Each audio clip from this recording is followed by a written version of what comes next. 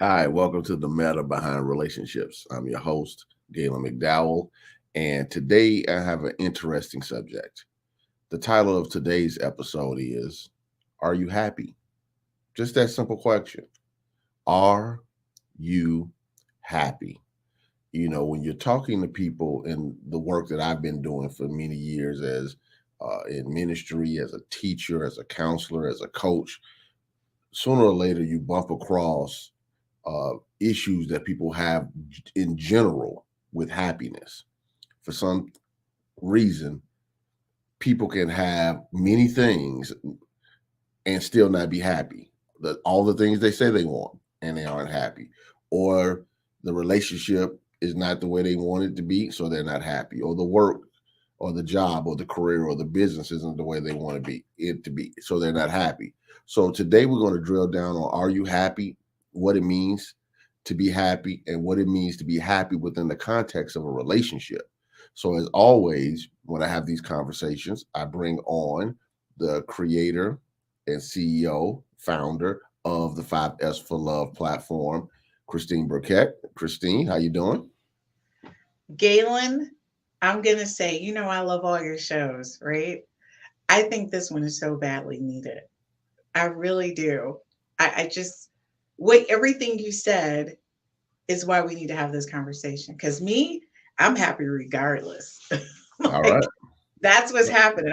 I'm in my space. I'm not going to say I'm not human and things don't impact me, but I'm happy, period. So I think the first thing, like for me, I'm always asking these defining questions. Like, what is happiness? All right. So there's the Webster Dictionary definition, which Mhm. I'm not going to use. I'm going to get down to brass tacks of how it lands with us. Right. Uh, Not something I created. I borrowed from Tony Robbins, who I'm sure borrowed from somebody who borrowed from somebody. Happiness is your perception of your life, whatever that area is, in relation to Mhm. where you think it should be. So Hmm.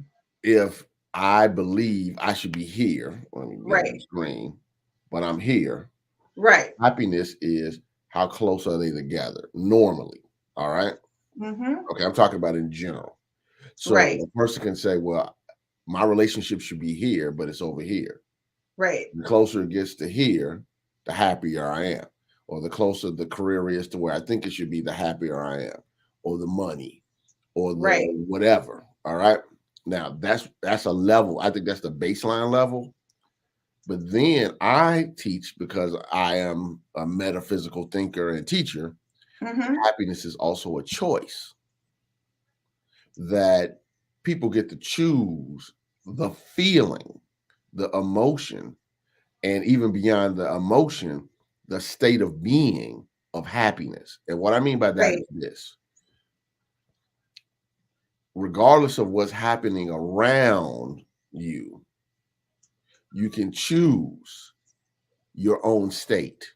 Now, Right. that requires a level of mastery, It does. but because what will end up happening is, when your life isn't where you think it should be, you have a few choices. One, you can decide to do something about it. That's the first thing. What do I need Right. to do to get closer to my ideal? Two, I can accept it and stop complaining.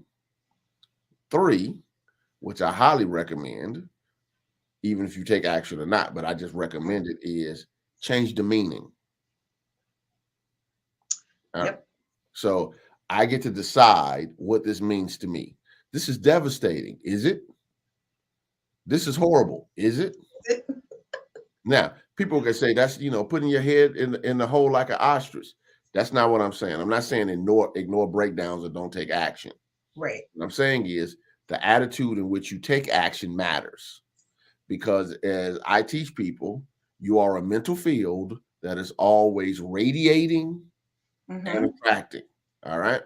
So if what you are radiating, your mental dominant states of mind are Mm-hmm. always seeking vibrational correspondence and agreement. And Right. that which is in alignment with where you are mentally. And when I say mentally, I mean thoughts, feelings, and beliefs. That's what you produce and attract to your experience. Mm-hmm. So it's important to be happy in spite of. I like what you just said, in spite of, and that you reference is a mental state of being. I think that sometimes people don't understand the control that they have over their environment, and it all starts right here. Yeah. Yeah. You Now, I'm know, not telling people to be in relationships that don't work or be in business situations that don't work. But here's the thing, there's always something. So you need hmm, to be able to evaluate yep, and pay attention to your intuition, because I believe that that's our God given wisdom to navigate life to when it's time to stay, when it's time to take action, and when it's time to go. But if you're not in tune with yourself, you won't know which step to do when it's time to do it. that's the thing that I think overall people are missing. You have to know yourself.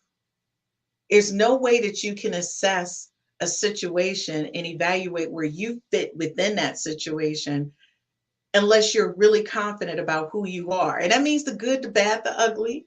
It's, knowing yourself doesn't, not saying that you're perfect. I'm not perfect. I'm just uniquely Christine, and I know my pros and cons, and I know what my triggers are. I know the things that I may not be. I'm not a very emotional person. So I know I have to have some sort of, I don't know, fail safe when I'm making a decision to check that emotional box. That may be me picking up the phone. And a lot of times that's you, Galen, because I'm very logical in my approach, very logical. But a lot of times when you make decisions, it's not a logical approach. It's a human element involved. So I would say, folks, I'm not Galen, but I'm going to tell you one of the things that I did. I spent a lot of time with Christine so that I knew where my issues were. I'm not going to say issues, where those things were that I wasn't 100% in, because nobody's perfect, right? Nobody is. But you have to know yourself before you start qualifying what's happiness. Because what happens is you watch social media and then equate something that happens in social media with happiness and say, well, that's what happy looks like. Because I'm not sure what happy looks like for me, Right. right? And so you got to define what that is. Even when if I have no money, if I lived on the street, I would still have to find a space of happy to be in. Because, folks, to me, I don't know, Galen, happiness goes with determination. I feel like happy and determination. Well, I think it depends on the individual. So I think Okay. that folks need to be clear about what that means to them.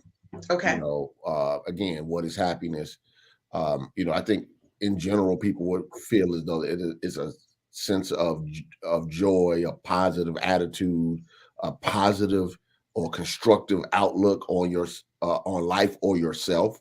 So Mm-hmm. it's ways in which you can define it more concretely. Mm-hmm.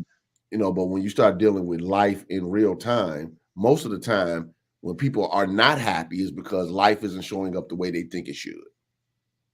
And that's the imagery that you've created. May it be real or false, but it's your reality. And that's the thing. You got to know where you're at, because when I look at my life at a glance, from where I started to where I'm at now, there have been some moments that probably would have broken most people, like sent them the opposite way. But for me, I was focused on one thing, which is I had to identify what my purpose was. And within that purpose was my happy, not the things that were going on around me, because I knew that I had to have a clear path. And that's the thing. I don't think happiness is just it's just a state of mind. It's built on experiences that becomes that infrastructure, right? So what if a person is not, the question I guess you have to then start asking, are you happy with yourself? Right? Yeah, And then, yeah. and then how do you create that infrastructure of your own happiness? Well, I think you have to build it step by step. Now, there are many different approaches. I don't think there's one approach, but let's just talk about it from the standpoint of Okay. how I teach people, because that's what we're here to do. Mm-hmm. So, one of the things that I believe in is building blocks. When a person doesn't have the self-esteem, the self-love, the self-image, first of all, you have to have some introspective questions. Okay, Mm-hmm. to ask yourself, why is this showing up the way it's showing up? But I don't like to be in a space to where I'm drilling down too hard on that early. What I Okay. also want to do at the same time is, what can we do to build people up? Okay, whether it's prayer, meditation. I'm a big believer in affirmative prayer. Declare as what you desire as a now state of being. I am this, I Mm-hmm. am that, et cetera, because that is invoking, as you do it, the repetition that will change uh, the way you view yourself in life. We Mm-hmm. know just from, let's take the metaphysics out of it and just deal with brain science, which I know, Okay. some of your background in science Yep. is that the brain is is creates new pathways Yep. based upon repetition, Mm-hmm. and then repetition reinforces it. Yes. So the more you state a position, the more you do a thing, the more you say a thing, you're Yep. making it stronger in your brain. Mm-hmm. The more you don't, you actually weaken the connection. All right. Yep. So some people have these habits. If we just stay with brain science and not get into consciousness is beyond the brain and all that, which is what I believe. That's a different conversation for another day.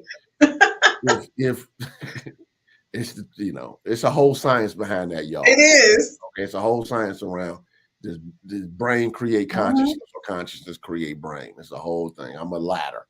Anyway, the in the brain pathways, if you're consistently reinforcing something, Mm-hmm. create eventually it becomes the new habit, the new way of thinking, the new way of Okay. believing.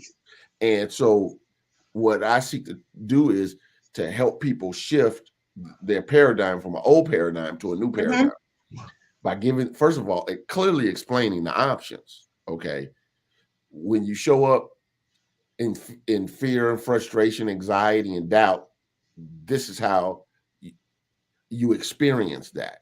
Mm-hmm. And these are the consequences. In other words, what are the effects of that? When you show up in love, faith, peace, wholeness, abundance, and just a more constructive outlook on life, this is Mm-hmm. how it shows up. This is Right. how you experience that way of being. These are the consequences of it. And then you help people get to the place to where they start choosing the Mm-hmm. positive alternative more. Okay, because the other way is just conditioned. So they have to. Mm-hmm. So initially, you have to just consistently and consciously choose it over and over again. It's like driving a car. When you first learn how to drive a car, it's very mechanical. Brake, Yep. accelerator. Changing gears, mirrors. And now you just get in and go. People want that experience with life when they haven't conditioned themselves for it. That's a great analogy. That's what I Oh do. my God, that's a great analogy. That's what I do, Christine. I'm just like, that is a great analogy. You're so right. People do feel that way. Yeah. They feel So like I should just get in and this should just be happening. yeah, because I have the education, or I'm Mm-hmm. pretty, or I'm handsome, or I'm popular, or I have the education, experience, the money, whatever, and they Right. automatically think that a certain way of being Right. automatically kicks in. But it doesn't kick in until it's your subconscious way of being. If not, you have to make conscious choices consistently. Okay, folks, we'll be right back. We're going to go dig deep in that. Are you happy with yourself?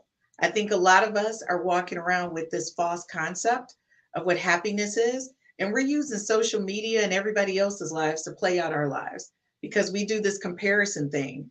And if we feel like we don't level up to what we see or believe happiness is, we begin to level down. So we're going to dig deep and find out how can we first be happy with ourselves before we start looking at engaging with our partner. We'll be right back after this quick commercial break. My name is Christine Burkett, the inventor of the 5 F's to Love. This is a compatibility app. It's an app that gives you an opportunity to rate words that start with the letter F in chronological order of importance to you, to help you find your one true love, your soulmate, and the person you're going to spend the rest of your life with. So after you've taken the time to rate your F's in chronological order, you send a link to the person, I don't know, you just met, or the person you've been dating for quite some time. Or maybe it's the person you've been married to for 30 to 40 to 50 years. And then you compare your top 5 F's to find out what things you have in common and things that you may perhaps need to work on. This is taking a simplistic perspective on how to find your one true love, your soulmate, the person you're going to spend the rest of your life with. And thank you for downloading the 5 F's app.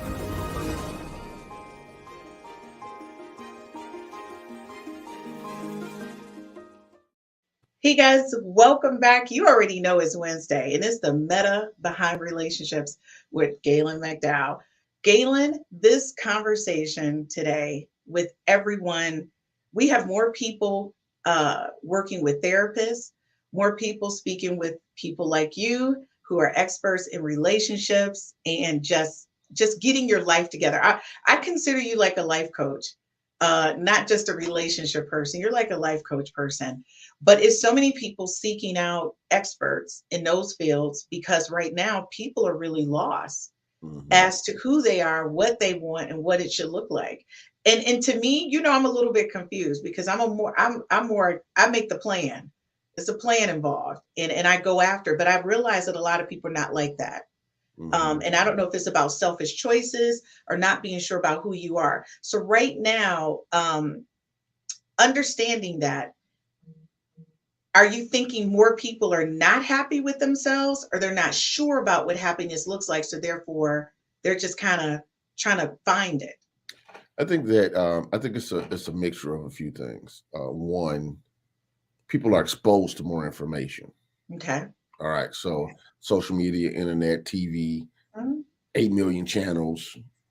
Internet is 8 billion. Right. Facebook's, Instagram, Twitter, Snapchat, TikTok. You can go That's a on. lot. Social media is a lot. Oh my Social goodness. media by itself, the Yeah. news, 24/7 news Mhm. from multiple channels.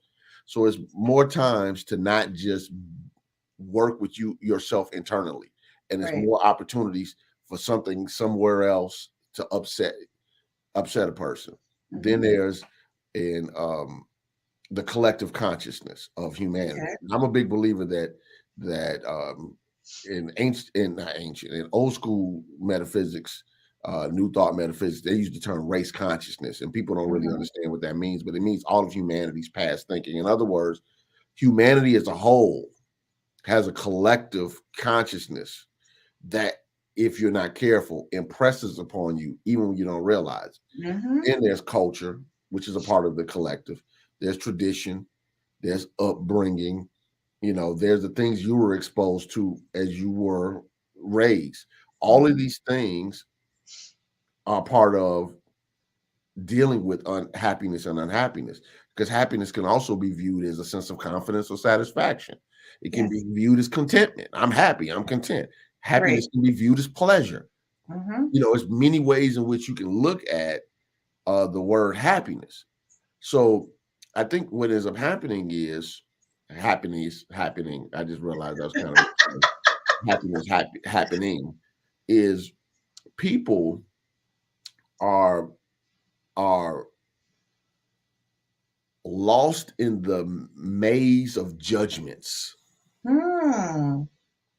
Okay. I like Judgments that. on themselves, judgments on others, judgment on again where they think life should be for themselves versus where it Mhm, is, and then life in general should be mhm. versus where it is, all the way up to their concept of God, all the way Yes. there. So when you're lost in the maze, and think about a maze, just trying to Mhm. figure out how to get out. What's the right step versus the wrong step? Right. This could be devastating. This couldn't be. What should I do versus that? And because people are not necessarily learning in school, often not Mhm. learning at home, and many times not even learning in their religious beliefs how to tune in to an inner spiritual wisdom. They're not intimate Mhm. with themselves With uh, themselves. at a spiritual, mental, and emotional level. So when you don't know you more authentically, I'm not talking about just habits and ways, knowing yourself more Yourself. authentically, then it's Mhm. very difficult to be able to uh, deal with life without realizing that really what people are dealing with when it comes to their unhappiness is just a maze of judgment. And to be honest, I just made that up just right now. I It love just it. made sense to say maze of judgments Yes. versus some abstract metaphysical term somebody has to look up. You know, one of the things I love in the book, of Course in Miracles, it says, "I'm never upset for the reason I think." And I often say that because often we're unhappy. Yep. It's not for the reason we think. Mm-mm. We're frustrated, but it's Mhm. not for the reason we think. We're angry, and it's Yes. not for the reason we think. Now, I'm not telling people that they're never going to get angry, never going to get sad, and whatever. And I'm not basing any judgments on people's anger, frustration, or judgment. Yep. Uh, because that becomes its own judgment in and of itself. Well, I should have Oh, never got yeah. angry. Okay. Anger can be good when you see an injustice happening because it'll Mhm. motivate you to do something. Anger turns into something improper when it is destructive and uncontrolled, for instance. Mhm. All right. So, you know, you're supposed to have, you know, if not, you're just walking around like an android. Exactly. Exactly.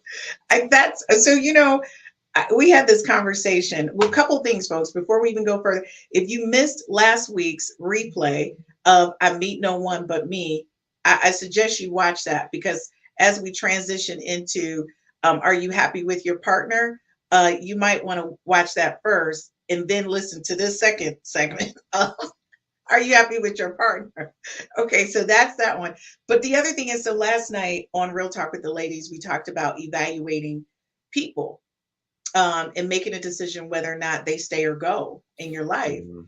And one of the things that I think I wanted to embark upon the ladies is that one, I said you have to know who you are before you start evaluating others, because sometimes your influences are supporting that type of relationship unknowingly sometimes. Mhm. And it becomes a thing. But the other thing is that I'm not impacted by what other people think or feel about me. I'm just not. And that doesn't make me arrogant. That doesn't make me, a know-it-all. I know Christine. So the thing is that your feedback to me, if you're not in my inner circle, and that's what I mean, people who are not in my inner circle, I care about what my inner circle because they know me. They're going to say things to me, maybe good, bad, or ugly. They're going to tell me what it is. But people outside of that inner circle, they're going to say things from their perspective. And it could be because you're not like them. And that makes them angry or upset. So they're going to say things. So people need to understand sometimes when you're in the space and you're asking or giving people the concept or idea that you care about what they think, that embarks upon your space of just being happy. Folks, you got to be sure about who you are for real. Because especially when you're looking at business relationships and personal relationships, what if a person constantly said negative things to you? Is that going to change how you think about yourself? Is it? Yeah. Yeah. Yeah. I think I agree with what you say with one caveat. Yes. Okay. The caveat is if certain things keep happening in your space, you're the Hmm. common denominator. Evaluating yourself. So you know, Hmm. feedback is feedback. Hmm. So if feedback consistently keeps coming to a person, whether it's in a circle or not, Yep. and that's why I'm saying this is my caveat. Mhm. Then I have to evaluate again, because I meet no one but me. Why Yep. is this consistently happening? And what could end up potentially happening in that situation and circumstance is, uh, especially when it comes to evaluating whether a person should be in your space or not. Mhm. And I'm not here to say what a person should or shouldn't do as far as that's concerned, but I do always like to at least pause and stop people to say, okay, how have I helped create the situation? Yep. Okay. Because nobody likes to own that part. And sometimes that creates uncomfortable conversations with people that I care about. When they Mhm. come to me, of course, I'm gonna be the soft landing first, show up as love first. And I'm then gonna you give go a, in. right. Why? Because Yeah. this type of teaching of universal laws and principles Mhm. can unintentionally come across dry and cold, because Yes. it's a Mhm. universal law. So I'm a big believer, like Jesus, lead with love. Okay. Now, Mhm. once we get past the lead with love and we deal with the initial need, now what do we need to do to address the situations around the breakdowns of how you help create this? Well, I didn't do anything. Okay. And then you start Mm. asking harder questions, including, Mhm. did you pay attention to your intuition? What was it saying about this person, about this Mhm. situation, about this Yep. circumstance? Were you getting some internal energy or thoughts about, hey, not this person? Were you getting any uneasy Yep. feelings, energy in your body? Were you not paying attention or choosing not to pay attention to the red flags or even yellow flags? Yellow flag is pause. I don't mean stop, but pause. Pause. Okay. And pay attention. All Mhm. right. Slow down. When we see the yellow light, for some people, that means go faster, but it actually means slow down, Slow down. because the stop is about to happen. Exactly. Okay. So people don't pay attention to yellow. They drive Mhm. through it, and then they Mhm. drive through the red. Yep. So they're not paying attention how some of the things they're doing and not doing, and sometimes the beliefs that they have and what they say and what they don't say, all are part of the matrix of creating a situation. Hmm. Okay. I like what you said about the yellow and then the red, and that people understanding contextually when you're getting that feedback, especially like what you said when it's coming from different people and it's the same thing. So you do need to pay attention to that, because at that point, I mean, what do you suggest people do if they're hearing, basically you're an a-hole, right? And it's coming from 10 different people, you're an a-hole. You need to really, it's a difference between being arrogant and confident and being an a-hole. I think people need to No, no, understand that no, no. too. That's true. Right. What I would say is simply this: is how you showing up getting you the results that you desire. Okay. I love So that. everything has everything that you do should have some level of purpose. Right. Okay. So it's not, oh, I'm just the way I am. No, no. Because we know how to code switch when it's time for certain things Doop. around certain circumstances. People Yep. who don't know how to code switch create problems. Yes. Okay. Police pull you over. What's the problem, officer? Where's the ID? You got a code switch. All right. Exactly. Okay. You show up at work, you got to know how to code switch. Mhm. You got a business deal on the table, money's on the table. Mhm. You got to know how to code switch. You don't Yep. talk to the potential a business partner like you would do with your boyfriend, your girlfriend, your homies, Yep. your family, your brothers and sisters. It's a code switch. People don't know how to code switch and often end up in places where they keep you locked up. So Exactly. so it's important to know when you say, okay, well, what do you tell people to do? Okay, ask yourself the basic question. I'm not making this right or wrong, good or bad. Mhm. What I am saying is, will this get me the results? If this way of being, this position, this way of talking, this way of Right. showing up, will it get me the results that I desire? Are they Mm. getting me the result? Because here's the thing: if happiness is the goal, and that's not the goal for everybody, It's let's not. be clear, okay? If Mhm. happiness is the goal, and a person keeps showing up in a way that's disruptive to happiness, then they need to evaluate themselves. Like, you've heard me Mm. say this before. I call it the Godzilla effect. where when you watch the old Godzilla movies, Godzilla would walk down the street and everything would be fine, but Godzilla would be wagging her tail, knocking the buildings Ripping out it up. behind her. Yeah. Often people show up, they're very unconscious, and they're focused on what they want, and they don't realize the destruction that they've left behind. Yep. So part of not being really truly happy, satisfied, at peace with themselves literally creates this destructive energy that harms themselves and other people. But it's hard to see how you're harming other people when you won't even be authentic with yourself. With yourself, which lends to my next question. If you're not happy with yourself, are you happy with your partner or potential partner? I think it's hard to be because of projection. People have the habit of subconsciously projecting their life on the other people. When I say their life, I mean their opinions, their beliefs, their dominant ways of thinking onto other people, but they don't see it. It's sort of like Emmett Fox tells a story about in the Wild Wild West when the movie projector first came. They would have these movie projections. They project the movies onto the side of the barn. And when the bad guys would start beating up the good guys, the cowboys would pull out and start shooting the screen. Yes. Now, we know that no matter how hard they shoot at the screen or the barn, it's not going to change. It's not going to change. Because it's the projector. All right. So it's hard to be happy with your partner when the projector is projecting life a certain way to you. Okay. Now, if you're not happy with your partner, this is where communication comes into play. First of all, again, do your own prayer work, your own meditation work, your own study, your own contemplation, your own therapy, whatever you got to do to get yourself where you need to be mentally or trending that way, because there's no such thing as done. I don't like people even to think there's a such thing as done. Then how do you need to communicate with your partner to be able to address breakdowns? Because in relationships, there are legitimate breakdowns. There are. Okay. Now that you've addressed the breakdown, can the partner sometimes the partner say, well, I can't do that. Then you have a choice to make. Right. Okay.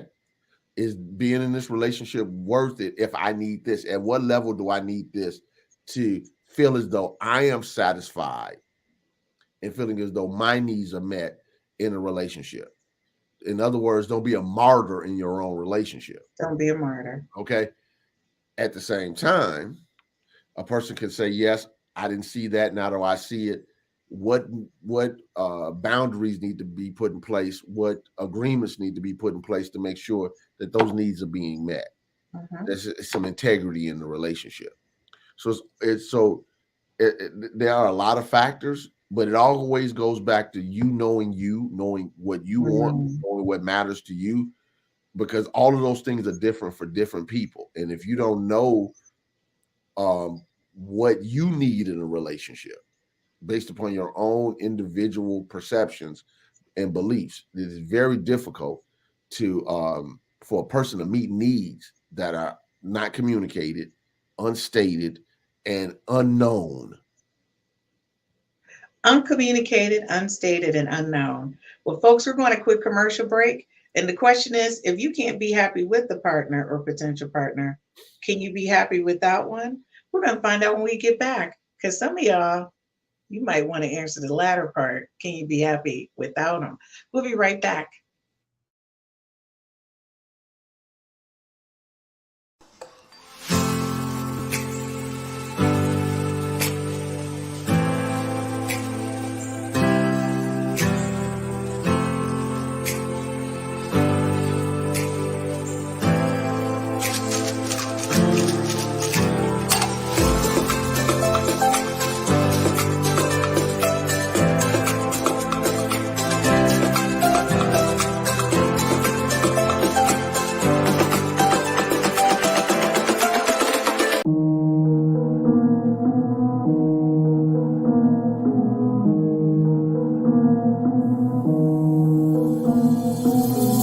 it? What's up with it? Do it cause I love it and I stuck with it.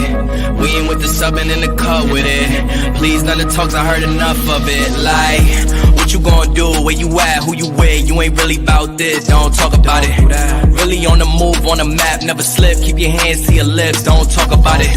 Real eyes, real lies all the time. Stand on it, if we said it, we don't walk around it. Loose lips, ain't shifts, red cup, blue strips, new phone, who this? No, we don't allow it.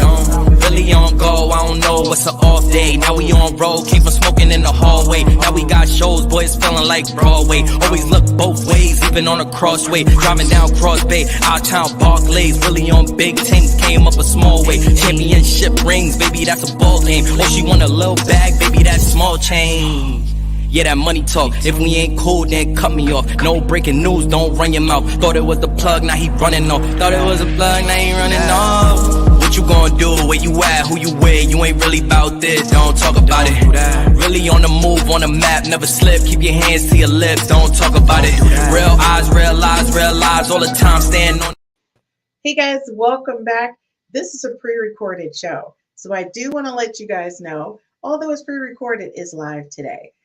And we're going on spring break. So if you didn't watch last night, and if you didn't watch Monday night, the entire cast is going on spring break for the month of April. We're going to be enjoying a little spring break time, but we'll be back live the first week in May. So Gaylon, I'm going to tell you, this is the conversation. I wish I could just put you in a genie in a bottle and just take me with me sometimes, because this was the conversation about whether or not you can even be happy in a relationship or without that relationship, without that partner is what I'm saying. Mm-hmm. So are you happy with your partner, without your partner? Because people are now, the rate of divorce is ridiculous. It's just unreal. But also people are getting married at the same time. So it's like, and I want to say the rate of divorce and the rate of marriage is not equal, but I am happy. People are getting married, but I'm also concerned people are getting divorced. But Gaylon, this is the kicker. It's folks in their late 40s, late 50s, late 60s doing it.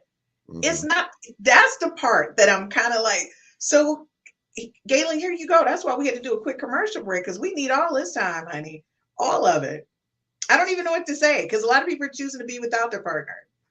Well, I think that, first of all, can you be happy without a partner? Yes. So let's get that out of the way. Do you want a partner is a different question. All right.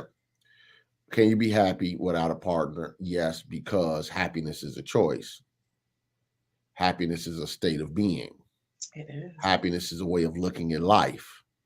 So yes, you can be happy, and you have to know you. And what I mean by that is this. Some people say they want things that they really don't want. Cohabitating with another human being is more than a notion.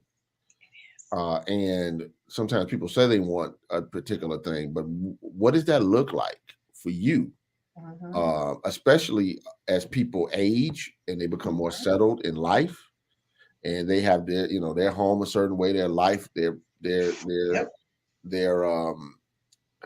time management a certain kind of way. This is what I do. This is how I show up. This is Gaylon, let's keep it real. Your dishes is on the shelf you want it on. Yeah. Your toothbrush is to the right and not to the left. And then he come along, or Portuguese come along, and now everything on the wrong shelf. The spoons are somewhere else, and now you're mad about it. Morning people, evening people. You like this show versus that show. That show. It can be you like them, but different religious beliefs, particular different political beliefs. It's all there's so many factors in play. So the question comes into play is, do you want a relationship, and what does that look like for you in the context of compromise without martyrdom? Right. So people say they want a thing, but they don't want to do anything to attain it. Right. And often they don't want to get better for the situation. In other words, especially around a lot of dating situations, people just have to love me the way I am. Look, God loves you the way you are. I don't have to do anything. Okay. Now I know that might sound mean-spirited from a minister, but understand what I mean by it. Exactly. everybody has a choice about what they like and what they don't like. Mhm. And like I said before about code switching, this is more than just code switch. This is do I have a personality? Mhm. Do I have habits? Right. Do I have a life structure Mhm. that is conducive, that is in alignment with what I say I desire? Mhm. This is why, sometimes, relationship experts are sometimes considered mean spirited. You can go from the range of the Kevin Samuels to other people, Exactly. everything in between. Because at times people will show up with their delusion. Yes. And then they want, like Matt talks about on Mondays when, he's, on not Mondays, on Thursdays, Yep. because he's a dating coach. He's a matchmaker. Mhm. And he talks about sometimes the delusional conversations he has with people, Yeah. like in real time. Okay. Real time. And here's the thing. I never forget one of my spiritual mothers. This isn't about relationships, but it relates about being with a partner or not being with a partner. One of my spiritual mothers was a minister in Miami. Her name was Mary Tompkin, Reverend Dr. Mary Tompkin. She was a genius of a woman. Passed away in 2013. Genius of a woman. And one day we were at walking in the bookstore at the church in Chicago, and we're just talking about biblical scholarship, who she liked, who she didn't like, because her study was biblical study. So she was a scholar, but she chose to be a preacher. And to make a long story short, she was telling me about scholarship and how it works. And this is one of the things she said. If you're a scholar, you have to be willing to put your ideas into the public sphere of scholars for critique. For critique. All right. She's like, no matter what the field is, when you start dealing at the doctor level of things, Right. whether it's medical doctor or biblical doctor or educational doctor, Right. this is your hypothesis. This is your Right. belief. Let me put it in the field. Right. And you can't get upset when the field that Right. you're in potentially critiques your work. Right. All right. Now, you've been through that with your science background, I'm sure. Mhm. That's a part of the process. It is. Now, when people get into the dating game, there is a high possibility, high probability that critique will come along with that process. 100%. Okay. So, what you think is an asset might not be an asset for somebody that you're looking at, okay, etc. You might love your 4 children, but that man or woman might not want to date somebody with 4 children. 4 kids. Okay. So, your over reliance on friends and family and other things, and no time and energy for your significant other might work in certain situations, might not work with a partner. Yep. Right. A person who might be a workaholic works well in the business field, but if you're always coming home exceptionally late, and when you're home, you're not home because your mind is on work, that doesn't necessarily work with being with a partner. So, are you happy without a partner? The question is, do you have a lifestyle that has room for a partner? Because you don't have to have a partner. Right. Okay. But if you do, then you need to make those modifications. Yeah. For what it is you say you want. And if not, it's okay to not have a partner and just enjoy your life. Because there's variable levels of what it means to have a partner. A partner means a person you choose to be in a relationship with. But there are people who get needs met without a partner. There's some people who don't care about needs being met. Right. There's so many levels and variables of it. All I say is simply this: you can be happy without a partner, because first of all, you got to be happy with yourself before you do anything else, before you engage with a partner. But my question would be, one, are you willing to go into the game and recognize everybody has these critiques about hair and height and weight and this, that, and other, without recognizing that you like what you like too. And that's okay. And the big picture in that, because I'm out here in the dating game, is that just because I'm attracted to a certain type doesn't mean that one particular person, because he is my type, is attracted to me. And Yeah, I think people need to understand it, but it goes back to that whole thing of, like you said, you get in a car, you just want to drive it and you just assume. No. And even when you talk about the laws of attraction, you did a whole, conversation on the laws of attraction. Folks, laws of attraction, the contributing factor to this whole thing is they have to be attracted to you. Like if they're not attracted to you, the law is the law, but you're not going to attract them. So, folks, this dating game does put you under a lot of scrutiny. People, and you got to have tough skin out here. You really do. I take everything as a network opportunity before I even think about it as a relationship. I kind of get a feel for who you are. I don't automatically going out in my mind. I'm thinking this guy's hot like fire. He addresses the visual need, but then that intellectual thing, if it's not met, then you're dismissed, right? And it doesn't make it a bad thing. That's just what's important to me. You got to be more than eye candy. But at the same time, he may be looking at me going, she a little heavier than what I like. I like him a little slimmer, So then I meet the initial visual, but when he zooms in, he might be like, she a little chunky. I can't really do with the chunky. So I'm out. So folks, you got to understand where you're at, but don't base that conversation on your happiness. yeah. You So can't. I think there's a difference, Christine, between your own self-confidence Mm-hmm. and your own self-image versus Who are you? recognizing that when you walk into any environment that allows the market to set the value, please I understand like that. we're talking about relationships, and I Yes. don't want people thinking that people set your authentic Right. spiritual value. That's not what They I mean. don't. That's not what you're saying. That's not what I'm saying. When I say the marketplace sets the value, all right, then that means that you think you're all that in a bag of grits. As a guy, you walk in the room, and then Michael B. Jordan walks in the room, and all these women know who Michael B. Jordan is, and they know what he looks like when the shirt comes off. Woo, honey. There's a different conversation. But it's the same thing when a Beyonce walks in the room. Exactly. Okay. The Halle Berrys of the world, etc. Now, but that's not everybody's standard of beauty. That's not everybody's standard of what they want. People like different things. My point is that when you step into the marketplace game of dating, all right, then I read somewhere, and it was blew my mind that the majority of men that are on, this was a man study, not a women's study, so I don't have the women's statistics.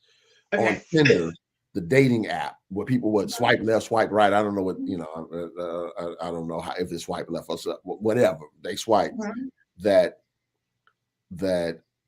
for instance, if there's 100 guys, most of the women are choosing less than 10% of the guys that they see on the show. Oh yeah. Okay. So that means that the marketplace, so let's just say it's 100 guys, and 10 guys are the ones that the women really want. Yes. That means that's the ratio of other guys, like say for instance, and it's 100 women, but the guys like 90% of the women. Yes. See how that can be an imbalance, because all of the women are trying to get a few guys. The 10%, that 90 is trying to zoom in on that 10. That 90 is trying to get the 10. Okay, which leaves a lot of these guys out in positions where they want a partner, where they want to date, where they want to, but they're not viewed as desirable because in the marketplace. They're not tall enough. They're not attractive enough. They're not, they look like a nerd or whatever. I don't know but here's the thing. What ends up happening is, if there's a competition for those 10 guys out of 100, right, then more than likely, many of those guys are going to have more than one. Exactly. And that's how you become number 20 out of 20. You number 20 out of 20, Yeah. ladies. So what Galen is basically saying, folks, in the dating game, the market is set, and that's 100%. And a lot of times it's not a fair market, but it is the market, right? So you have to reassess whether you're gonna stick in with that 10 or you're gonna look at that 90 that's sitting, or that 90% that's sitting over there, ain't nobody paying attention to. It may be a little diamond in the rough over there. You don't know. You need to focus in on that 90. And ladies, the 90% focusing on that 10%, honey, listen, if it's about happiness and you're looking for that partner, just get ready. You're number 20 because he got 20 choices. And So it may take him a minute. Yeah. And this is why, and also understand what you bring to the market. Yeah. Because what you think you bring to the market might not be at the level of value. Sometimes men and women can overvalue, for instance, their sexual prowess. But from a man's perspective, that don't mean as much as women think it does. I just want to say, I like in Harlem Nights, Sunshine. Yes. But you know what? Men have put that mindset into certain women. Not me. I've always seen myself as a smart person, but and I always say it's like, it's overvalued. It's overvalued because the thing about it is, I can get him, I can do whatever, etc. Nah, it'll work on some guys, but the majority no. And if a guy got any level of swagger, it's not pretty much going to work at all. It's not. And going back to what you said about Kevin Samuels, a lot of women had issues with him. And I'll be honest, I didn't have issues with Kevin Samuels. I think what he said a lot of times was very direct. And it was some truth in it. I think sometimes he made some unfair, how can I say? Yeah, he did. But overall, a lot of what he said has some truth to it. So to me, I always tell people, you listen to what people say and you take away the things that kind of impact you, or I always say people on my road of success, like that's my journey. And so I listened to Kevin Samuels because when I looked at that, he was talking to women like me who are highly educated, financially we're in a good position, but we still have no spouse, right? No potential mates. But I want to be clear, I got a slew of potential mates. It's me. I'm the handicap in this conversation. I just want to be clear. I mean, don't worry with me. I'm the handicap in this situation because for me, I know what I want, and I'm hoping to meet that person. And I need somebody, honestly, who's bigger than me. I need somebody who's bigger than me because when you're an intellectually above average person and how you think, the average person doesn't stimulate me. You may stimulate me for a short period of time, but I need a guy who's intellectually sound. That's what does it for me. So you got to know your thing. It's not just a body. Now, if it comes in a nice Brooks Brothers, I'm going to take it. If I get a Brooks Brothers and the intellect, oh, hey, I might go to a cooking class, Gaylon. You might look up and I might be Chef Christine because I would be motivated. Huh? If that happens, it'll remind me one time of one of my uncles, who's a notorious playboy. He got engaged, and I literally said this, and I regret it, but I actually said it because I said it in front of the lady. He's like, nephew, let me show you. I'm engaged. And he showed me I thought it was his girlfriend or one of many, and he showed me the ring on her hand, and I said, oh, Lord, Jesus is real. So if you go to a cooking class, I'm going to say, oh, Lord, Jesus is real. Oh, my Now, of course, he was married to the lady, but right. I was embarrassed that I said that in front of her because it was so shocking to me that he was even considering getting married, because he's one of the people that doesn't believe he has to have a partner to be happy. He does his life. And when you do have those moments, and folks, trust me, if I do end up telling Gaylon I'm in cooking school, he's gonna be like, "Oh, Jesus is real," because that's one of my things I'm not really great at, but I think for the right person, you're willing to do whatever it is, especially when it's minor. That's not a major thing, that's a minor. But folks, when you look at your happiness, and I'm getting ready to go because Gaylon got to close out his show, and Gaylon, when he closes, I'm over here taking notes. The only thing I can say to you is I walk in joy every day. I walk in joy because I know who I am. I know my faith. I practice my faith every day. And it's not always pretty. I'm not going to say, it's always pretty, but I will tell you this. At the end of the day, I'm happy. At the end of the day, at the middle of the day, at the beginning of the day, I'm happy. A lot of stuff happens, but I manage it accordingly. And I allow minimal impact to me. And I always tell people there's always 3 levels to a conversation, and there's 3 levels to Christine. Nobody gets to the inner core. You got to learn how to protect your inner core of who you are, because that's your being, that's your light. Everything else outside of that, yeah, my outer core gets bruised up. I got some dents, right? And I have to rub those dents out. That's called being human. That's my life. And the thing is, you got to work with it. But the best thing you can do is tune in every Wednesday. Listen to him. This guy is the guru of metaphysics and relationships. Listen to this guy, because believe it or not, I watch him. When I'm not sure about things, I rewatch it. And you're probably saying, but you're on them. It doesn't make a difference. Regardless whether I'm on them or not, I watch them, because it's important that you kind of focus on who you are. Folks, we got to reduce the number of people getting divorced. We got to start looking at who we are and how we can fix it. Now, if it's not fixable, don't fix it. And we got to start looking at, before you jump in these relationships, are you ready? Don't be his uncle, okay? Don't be his uncle. And trust and believe, every relationship doesn't look the same. One of the things, Gaylon, before we go, women always remark on me and how I say I'm okay if I'm with someone who travels all the time. And they go, well, how can you do that? Don't you want to go home every day to that person? I'm a different kind of person. And for all you know, there's another person out there that's uniquely like me, who's a man who's like, I'm looking for a woman who's okay, because maybe he was married to somebody and she couldn't handle it. I'm okay with not seeing my husband every day. I'm okay with him being on the road. It doesn't mean that I don't love him and I don't want to be in that type of relationship. That's the type of relationship that works for me. And that's okay. Yeah. I know someone who they actually, the husband and wife, live on different coasts, not just different cities, work situations. He travels a lot. His job, in all over the United States and overseas. So it didn't, so he has a central hub where he lives. They connect, they do whatever, and it works for them. God be the glory. For me, that wouldn't work. Right. So you got to know but you do. But if people have that, I like to fly solo energy. Some people really don't want a partner as much as they want. What's the word I want to use? It's sort of like Comcast. They just want on demand.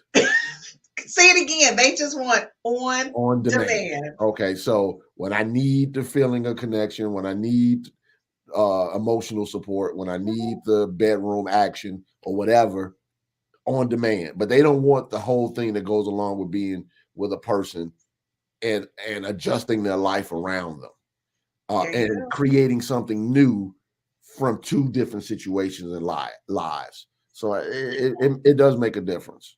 It does make a difference. Well, guys, this is where I leave, so Gaylon can give us the magic. Gaylon, thank you so much for this amazing show, and I really appreciate you helping us walk through the major conversation. Folks, what we will do is I will kind of grab Gaylon and get him to give me some input on relationship and decisions and whether or not it's love or fear. That's a bigger conversation. So Gaylon, I just want to let you know, I just want to have a whole podcast on that, if that's okay with you. Fine. Okay, I love that. So folks, next Wednesday, we're going to talk about relationships and the decisions based on love or fear, because to me, that's a big conversation a lot of times, and I don't want us to skip over it. So next week, make sure you tune in, because number one, I'm going to be watching that like a couple times. I need to make sure I'm going in the right path. All right, Gaylon, as always, Thank you so much for being a part of the 5S to Love Podcast Network. You guys have a great week. All right. So as we wrap up this conversation around happiness, the first thing that I wanted to just say is you deserve to be happy. You deserve to be happy because you showed up. One of the things that I believe is something that we often say in the ministry organization that I work in and ordained in, the Universal Foundation for Better Living. And we say we believe that it's God's will that every individual on the face of this earth should live a healthy, happy, and prosperous life. And the reason why we say that is simply this. We believe that there's a divine intention that seeks to express through individuals, the creator through the created, as what we would call the attributes of good. And one of those attributes is happiness. Okay, that sense of satisfaction, completeness, fulfillment. So if you're working in life and you're like, okay, I don't never feel a sense of joy, fulfillment, and satisfaction, you need to take a step back and start asking yourself some of these harder questions. And why you aren't showing up in the context of relationships, especially, as happy. All right. Now, some things are breakdowns that need to become breakthroughs. Some things need to be addressed that haven't been addressed. Some things need to be left alone. And sometimes some people need to be left alone because it's interfering with your sense of well-being. All right. And you don't have to be a martyr like, okay, because this person's my family, or I grew up with this person, or, whatever, you decide that your happiness is not a priority. Don't die on the hill of making your needs less important than someone else's. Focus on you. Now, in the context of spiritual partnership, I have a couple of things. Gary Zukav wrote a book called Spiritual Partnership, which I really like. I'm a big Gary Zukav fan. Because I just, spiritually, I just think he's an authentic person. I've been in his space before. He doesn't know me. I've been in this space before at a conference, and energetically, I felt an alignment. So that really worked for me. Secondly, I think it's important to watch a video. It's a video that I really like. And the name of the video, let me make sure I have this right. I read it right. It's Reverend Derek B. Wells, Sunday service. What's love got to do with it? Radical Self-Love. It's a long title. Radical Self-Love is from 2/12/2023. It was just last month. Reverend Derek, go to YouTube, Reverend Derek B. Wells, Sunday service, What's Love Got to Do with It? Radical Self-Love, February 12th, 2023. Because until there's a certain level of radical self-love, it's hard to have radical love for others. So remember, there's something radically right about you. You got to learn it, discover it, uncover it, release it, and learn to love yourself so you're encountering life from that perspective of wholeness versus from a perspective of being fragmented because you've allowed life to pick at you so much that you no longer feel whole. If you want to be successful in life, you got to find your sense of wholeness. So with that, God bless you all. I appreciate your support. If you have questions, put them in the comment sections or reach out to Christine. She'll make sure that she gets in contact with me. Find me on Instagram. I'm on Twitter. I'm on Facebook under The Truth Transforms with Reverend Gaylon McDowell. So there's ways to find me if you have questions. I would love to hear from you. God bless.